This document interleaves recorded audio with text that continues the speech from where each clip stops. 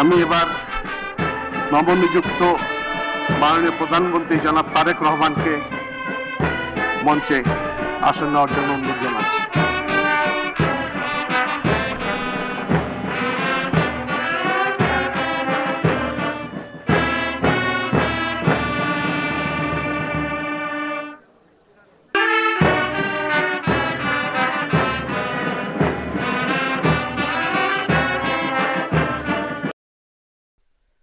أعوذ بالله من الشيطان الرجيم. بسم الله الرحمن الرحيم.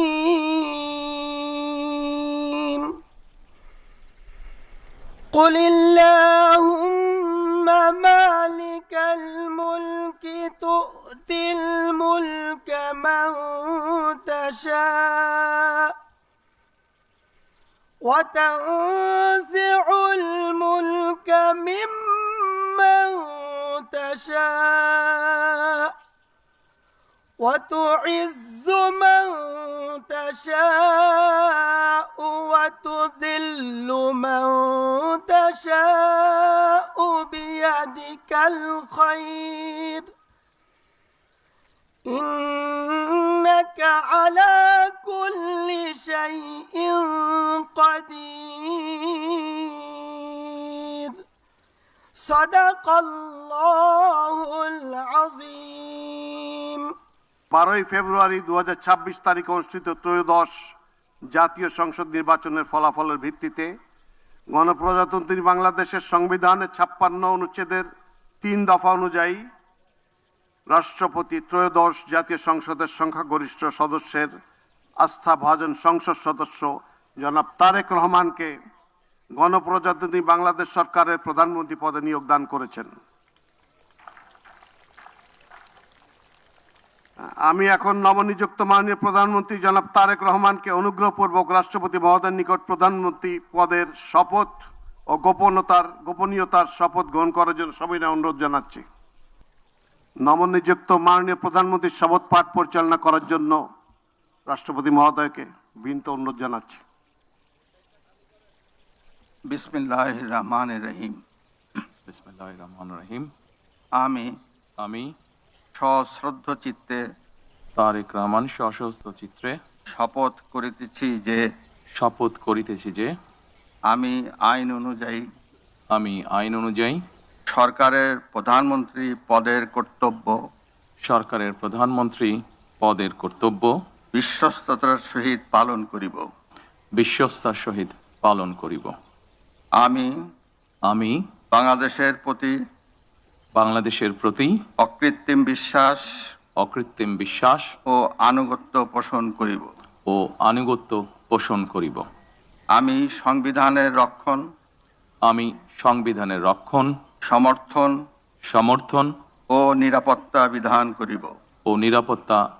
করিব। আমি ভীতি বা অনুগ্রহ অনুরাগ বা বিরাগের বশবর্তী না হইয়া সকলের প্রতি আইন অনুযায়ী যথাবিহিত আচরণ করিব। এবার মাননীয় প্রধানমন্ত্রীর গোপনীয়তার শপথ পাঠ পরিচালনা করার জন্য রাষ্ট্রপতি মহোদয়কে বিনীত অনুরোধ জানাচ্ছি। আমি তারেক রহমান সশস্ত্র চিত্রে শপথ করিতেছি যে সরকারের প্রধানমন্ত্রী রূপে যে সকল বিষয় আমার বিবেচনার জন্য আনিত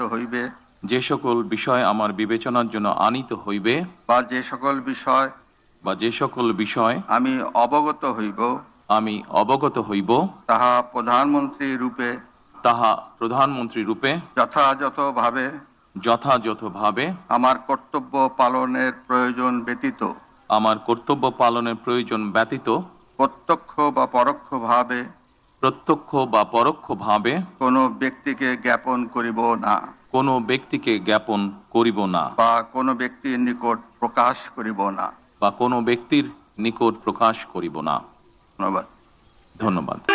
মাননীয় প্রধানমন্ত্রীকে পদের শপথ ও গোপনীয়তার শপথ স্বাক্ষর করার জন্য এবং স্বাক্ষর শেষে নির্ধারিত আসন গ্রহণ করার জন্য বিনীত অনুরোধ জানাচ্ছি।